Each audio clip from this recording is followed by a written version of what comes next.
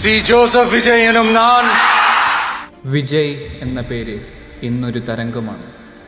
പക്ഷേ ഈ സാമ്രാജ്യം ഒരു ദിവസം കൊണ്ടുണ്ടായതല്ല. 1992 നാളെ ഈ തീർപ്പ് റിലീസ് ചെയ്തപ്പോൾ പരിഹസിച്ചവർ ഒരുപാടുണ്ട്.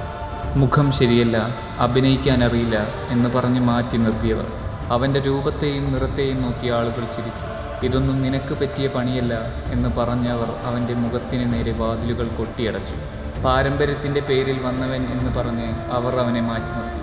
തൻ്റെ കണ്ണുനീർ പുറത്തു കാണിക്കാതെ അവൻ ഉള്ളിൽ ഉറപ്പിച്ചു, ഒരു ദിവസം വരും അങ്ങ് എന്നെ നോക്കി ചിരിച്ച ഇതേ ലോകം എൻ്റെ പേര് മന്ത്രം പോലെ ഉരുവിടും. ഓരോ വീഴ്ചയിലും അയാൾ കൂടുതൽ കരുത്തനായി. ഇന്ന് ആ പഴയ പയ്യൻ എവിടെയാണെന്ന് നോക്കൂ. പരിഹസിച്ചവരുടെ മുന്നിലൂടെ തല ഉയർത്തിപ്പിടിച്ച് അയാൾ നടന്നു കയറുകയാണ് തമിഴകത്തിൻ്റെ ഭരണസിരാ കേന്ദ്രത്തിലേക്ക്. ചെങ്കോലേന്തിയ മുഖ്യമന്ത്രിയായി. സിനിമയിലെ മാസ് ഡയലോഗുകൾ കൊണ്ട് മാത്രമല്ല, മറിച്ച് തൻ്റെ ജീവിതം കൊണ്ട് അയാൾ ഒരു ജനതയെ മുഴുവൻ കൂടെ കൂട്ടി. ഈ കഥ നൽകുന്ന പാഠം ഒന്നേയുള്ളൂ. നിങ്ങളുടെ ജീവിതത്തിൽ ഇന്ന് ഒരുപാട് പ്രതിസന്ധികൾ ഉണ്ടാകാം. പ്രിയപ്പെട്ടവർ നിങ്ങളെ വിട്ടുപോകാം. ലോകം നിങ്ങളെ നോക്കി ചിരിക്കാം.